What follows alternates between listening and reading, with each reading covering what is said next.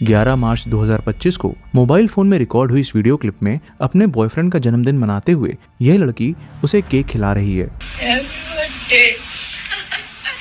और यही कपल 14 मार्च 2025 को रिकॉर्ड हुई इस वीडियो में जहां दिन में रंगों में डूबे साथ में होली मना रहे हैं, वहीं वो रात में नशे में डूबे हिमाचल के एक क्लब में पार्टी करते नजर आ रहे हैं। दिखने में तो ये वीडियोस किसी को भी ऐसे कपल की लगेगी जो दुनिया से बेफिक्र अपनी मस्ती अपनी अय्याशी में मगन है। लेकिन अगर मैं आपसे कहूँ कि ये वीडियोस जीता जागता सबूत हैं कि इंसानी रूप में शैतान किस तरह से हो सकते हैं, तो यह कहना गलत नहीं होगा, क्योंकि असल में यह अय्याशी एक ऐसे खौफनाक खेल को अंजाम देने के बाद थी जिसने इंसानियत और हैवानियत के बीच की लकीर को ही मिटा दिया। यह केस एक परफेक्ट एग्जाम्पल है कि कभी कभी जो सामने नजर आ रहा होता है वो सिर्फ एक धोखा होता है। कभी कभी हंसी के पर्दे के पीछे एक खौफनाक साजिश छुपी होती है, और एक ऐसी ही साजिश मेरठ में रची गई थी जिसने न सिर्फ उस शहर को बल्कि पूरे देश को ही हिलाकर रख दिया। Welcome to the show. My name is Shashwat and you are watching the case of Muskan, Saurabh and Sahil. इस केस को समझने के लिए चलते हैं होली से 14 दिन पहले मेरठ शहर में, जहां ये हैवानियत का खेल खेला गया। इस 3 सेकंड्स की वीडियो क्लिप में खुशी में झूम रहा यह शख्स सौरभ राजपूत है, जो 2 साल बाद 24 फरवरी 2025 को लंदन से वापस अपने घर मेरठ स्पेशली अपनी पत्नी मुस्कान और बेटी पीहू का जन्मदिन मनाने लौटा है। और 28 फरवरी 2025 की यह वीडियो क्लिप सौरभ की बेटी पीहू के 6वें जन्मदिन की है, जिसमें उसकी वाइफ मुस्कान भी है। But the shocking part is ये मुस्कान वही लड़की है जो शुरुआत में इन वीडियो क्लिप्स में किसी और शख्स के साथ हिमाचल में अय्याशी करती नजर आ रही है। एक बच्ची की माँ और किसी की पत्नी का यूं किसी और के साथ होने पर ही अगर आपको गुस्सा आ रहा है तो इसे बचा कर रखिए, क्योंकि यकीन मानिए यह किस्सा आपकी सोच से परे है। अपने परिवार को बेहतर जिंदगी देने के लिए सौरभ 2023 में अपने दोस्त के साथ लंदन चला गया था और वहीं पर मॉल की एक बेकरी शॉप में जॉब करने लगा था। सौरभ भले ही घर से दूर था, लेकिन वो वीडियो कॉल के थ्रू अपने परिवार से बात कर अपने मन को बहला लेता था। इसलिए 2 साल बाद लंदन से लौटने के बाद अपने परिवार, खासकर अपनी बेटी के साथ वक्त बिताकर वो बेहद खुश था। सौरभ अपने मम्मी, पापा और भाई से भी मिलने घर जाता, क्योंकि सौरभ अपनी वाइफ और बच्ची के साथ मेरठ के ब्रह्मपुरी में अलग घर में रहता था।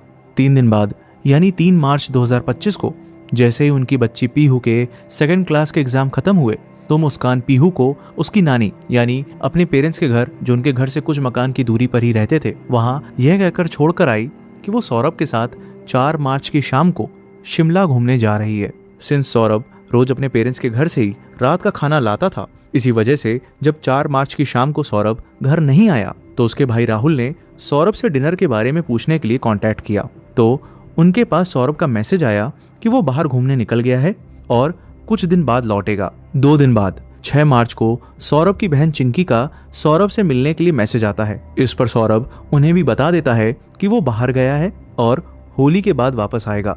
इन दोनों की आपस में व्हाट्सएप के थ्रू ही बात हो रही थी, और इसी बातचीत में चिंकी ने पूछा कि वो अपनी बेटी पीहू को साथ लेकर क्यों नहीं गया। तो सौरभ ने बताया कि वो जहां है वहां -10 डिग्री सेल्सियस टेम्परेचर है, इसलिए पीहू की तबीयत बिगड़ने का रिस्क था। शिमला मनाली घूमते हुए सौरभ मुस्कान के साथ अपने फोन से फोटोज भी शेयर करता जा रहा था। होली के अगले दिन बहन चिंकी ने सौरभ से मिलने के लिए उसे फिर से पूछा कि वो कब लौटेगा। तो सौरभ का मैसेज आया कि उसे एक पार्टी में जाना है, इसलिए उसे खुद नहीं पता कि वो कब तक लौटेगा। भाई को मुस्कान के साथ घूमते और खुश देख बहन ने भी कह दिया कि वो आराम से एंजॉय करे। सौरभ की फैमिली में किसी को भी अंदाजा नहीं था कि असलियत में उस ट्रिप में क्या हो रहा था।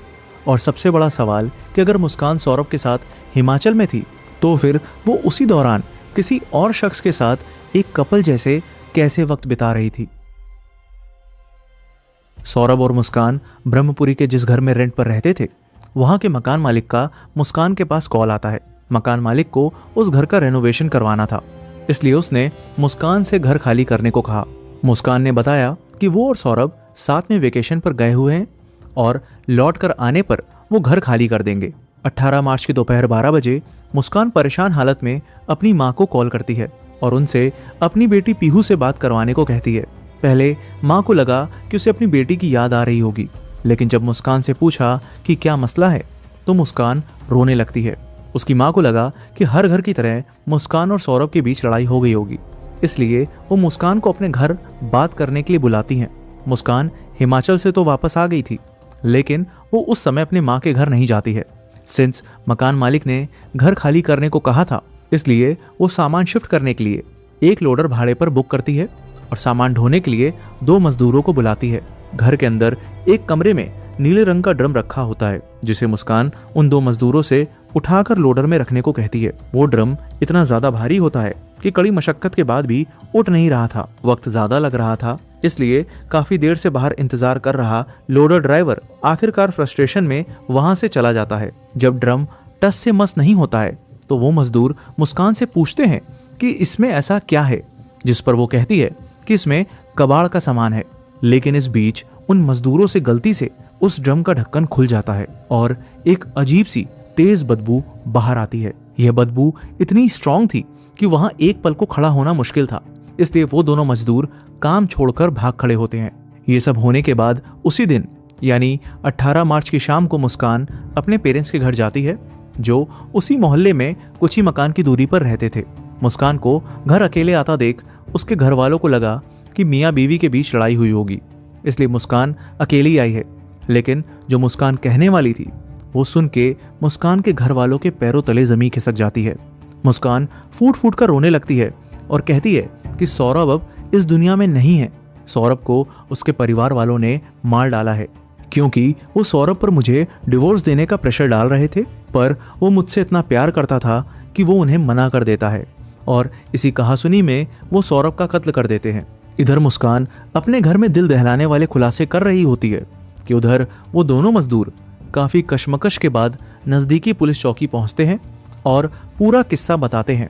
एक बंद कमरे में भारी भरकम ड्रम और उसमें से आती बदबू, यह डिस्क्रिप्शन सुन तो आज हर किसी के मन में एक ही डाउट आएगा, और वो तो फिर भी पुलिस ठहरी।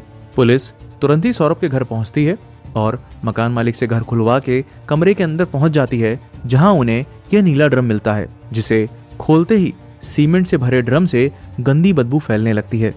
पुलिस को ड्रम की जांच के लिए उसे पोस्टमार्टम हाउस भिजवाना था, लेकिन वो ड्रम इतना भारी होता है कि 10 पुलिस वाले मिलकर उसे घसीट घसीट कर घर से बाहर ले जाते हैं और बड़ी मुश्किल से उसे लोडर में चढ़ाकर पोस्टमार्टम हाउस में उसे कटवाने के लिए भेज देते हैं। ड्रम के अंदर ऊपर तक भरी सीमेंट जम चुकी थी, इसलिए उसे खोलने के लिए पुलिस मैकेनिक को बुलाकर उस ड्रम के टुकड़े करवाती है। मैकेनिक सीमेंट काट ही रहा होता है कि वहां खड़े लोगों के सामने ऐसा मंजर आता है जो उन पुलिस वालों ने कभी देखा नहीं था। सीमेंट के अंदर उन्हें कटा हुआ सर, 2 कटी हथेलियां और अलग अलग टुकड़ों में धड़ मिलता है। उसमें मिलने वाला सर किसी और का नहीं बल्कि मुस्कान के पति सौरभ राजपूत का होता है। वही सौरभ जो कुछ हफ्तों पहले ही अपने परिवार के पास आया था, वही सौरभ जो अपनी बेटी के जन्मदिन पर खुशी से झूम रहा था, वही सौरभ जो अपनी फैमिली के लिए घर से हजारों मील दूर देश में कई सालों से मेहनत कर रहा था। आज उसकी लाश ऐसी हालत में मिलेगी यह किसी ने सोचा ना था, और इससे ज्यादा सोचने को मजबूर कर देगी वो वजह जिसने उसे इस अंजाम तक पहुंचा दिया। इसकी शुरुआत समझने के लिए चलते हैं आज से 9 साल पहले 2016 में। मुस्कान के नाना ज्योतिष थे, जिसकी वजह से सौरभ का उनके घर आना जाना लगा रहता था, और उसी घर में मुस्कान और सौरभ की पहली मुलाकात हुई थी। पहली मुलाकात में ही दोनों को एक दूसरे से अट्रैक्शन हो गया, जहां से दोनों का मिलना जुलना शुरू हुआ, जो धीरे धीरे प्यार में तब्दील हो गया। लेकिन जब बात घर तक पहुंची तो दोनों के परिवार वालों ने इस रिश्ते को एक्सेप्ट करने से मना कर दिया। इसलिए सौरभ और मुस्कान ने घर वालों की मर्जी के अगेंस्ट जाकर कोर्ट मैरिज कर ली। सौरभ उस समय मर्चेंट नेवी में काम करता था, जिसके चलते अक्सर उसे बाहर ही रहना पड़ता था। इसलिए उसने शादी के बाद मुस्कान को वक्त देने के खातिर 6 महीने बाद ही जॉब छोड़ दी। 1 साल के लिए दोनों सौरभ के पेरेंट्स के घर में ही रह रहे थे, लेकिन फिर मुस्कान ने घर में कलेश मचाना शुरू कर दिया। मुस्कान यह सब इसलिए कर रही थी क्योंकि वो चाहती थी कि सौरभ उसके साथ अलग घर में रहे, और रोज हो रही घर में कलेश ने सौरभ को इतना मजबूर कर दिया कि आखिरकार उसने घर छोड़ दिया और वो मुस्कान के साथ किराए के घर में रहने लगा। साल 2019 में उनकी बेटी पीहू का जन्म हुआ, और इसी साल मुस्कान की मुलाकात साहिल शुक्ला से हुई। साहिल और मुस्कान 8th क्लास तक क्लासमेट्स थे, लेकिन किसी वजह से साहिल ने 8th क्लास के बाद स्कूल छोड़ दिया था और अब व्हाट्सएप में बने स्कूल रीयूनियन ग्रुप से दोनों एक दूसरे के दोबारा कांटेक्ट में आए थे। इसके बाद दोनों की मुलाकात एक शॉपिंग मॉल में भी हुई। दोनों के बीच दोबारा शुरू हुई दोस्ती और बाहर अक्सर मिलने के चलते मुस्कान को साहिल से अट्रैक्शन होने लगा। वही मुस्कान जो सिर्फ 3 साल पहले ही सौरभ से मिली थी, जिससे उसकी एक बेटी हुई थी जो अभी अभी मात्र कुछ महीनों की थी। मुस्कान की रातों की छुपी हुई चैट्स, बिना वजह घर से निकलने की आदत और इस नए शख्स से करीबी ने उसकी जिंदगी को ऐसे मोड़ पर लाकर खड़ा कर दिया था जहां से अब यह किस्सा और भी अंधेरे रास्ते में जाने वाला था। एक पत्नी के साथ साथ एक मां होने के बावजूद मुस्कान ने सारी हदें पार कर दी, क्योंकि अब वो साहिल को अपने घर बुलाने लगी और यहीं से दोनों का अफेयर शुरू हो गया। और सिर्फ अफेयर ही नहीं, बल्कि दोनों साथ में मिलकर हर तरह का नशा भी करने लगे। साहिल का मुस्कान के घर आना जाना लगातार बढ़ रहा था। पहले तो किसी ने ध्यान नहीं दिया, लेकिन धीरे धीरे उनका वक्त गुजारना, देर रात तक एक साथ रहना और नशे में डूबना, आस पड़ोस में सभी को इस बात की भनक लगी गई। और जब मकान मालिक को पता चला कि एक शादीशुदा औरत जो अपने पति की गैर मौजूदगी में रोज किसी दूसरे आदमी के साथ घर में अकेली नशा करती है, तो उनसे रहा नहीं गया और आखिरकार उन्होंने सौरभ को सब कुछ बता दिया।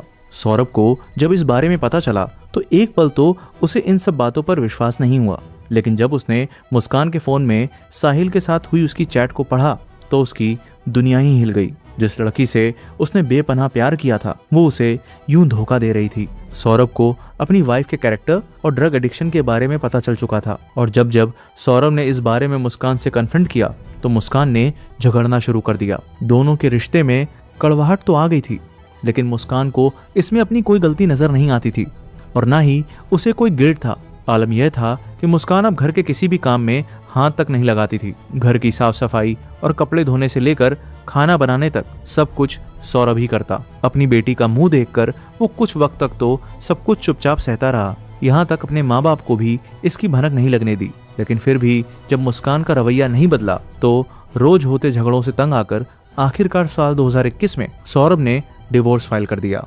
सौरभ मुस्कान को छोड़ना चाहता था, लेकिन मुस्कान के माता पिता ने उसे समझाने की कोशिश की। उनका कहना था कि शादी में तो उतार चढ़ाव आते हैं और अगर थोड़ा समय दिया जाए तो सब कुछ ठीक हो सकता है। सौरभ भी अंदर से टूट चुका था, लेकिन एक वजह थी जो उसे रोक रही थी, उसकी बेटी पीहू। वो नहीं चाहता था कि डिवोर्स का असर उसकी बेटी पर पड़े। इसी वजह से उसने एक और बार इस रिश्ते को बचाने का फैसला किया। शायद वक्त के साथ सब ठीक हो जाए, शायद मुस्कान बदल जाए, शायद यह रिश्ता एक नए मोड़ पर आ जाए। लेकिन जिस वक्त के साथ सौरभ उम्मीद लगा बैठा था, वही वक्त उसकी जिंदगी के अंतिम दिन गिन रहा था, जिसे वो एक नई शुरुआत समझ रहा था। वो असल में उसकी मौत की एक ऐसी साजिश थी जो इंसानियत को भी शर्माने पर मजबूर कर देगी। 16 फरवरी 2023 को सौरभ जॉब करने के लिए लंदन चला गया और वो वहीं से ही अपनी फैमिली से वीडियो कॉल पर बात करता था। सौरभ के लंदन जाते ही मुस्कान को मनमानी करने की आजादी मिल चुकी थी और वो वापस उसी ढर्रे पर लौट गई। वो फिर से वापस साहिल को घर बुलाने लगी और उसके साथ नशा करने लगी। मुस्कान की ये सभी हरकतें ज्यादा दिनों तक आस पड़ोस मोहल्ले में किसी से छुपी नहीं रहीं और ये सारी खबर सौरभ तक पहुंच भी जाती। वो जब जब इसे लेकर मुस्कान से बात करता, उसे डांटता, उसे समझाने की कोशिश करता, तो वो उल्टा सौरभ से लड़ने लगती और कहती कि तुमको मुझ पर विश्वास करना है तो करो और ना करना हो तो भी मुझे फर्क नहीं पड़ता। यहाँ तक अपने इस रवैये को जताने के लिए उसने अपने इंस्टाग्राम के बायो में यही लिख रखा था, आई लव माई सेल्फ। दुनिया मेरे बारे में क्या सोचती है मैं माइंड नहीं करती, मैं वही करूंगी जो मैं करना चाहती हूँ और मुझे कोई रोक भी नहीं सकता है। इन्हीं सब में 2 साल गुजर गए और नवंबर 2024 को सौरभ ने मुस्कान को खबर दी कि वो अगले साल फेब में घर वापस लौट रहा है।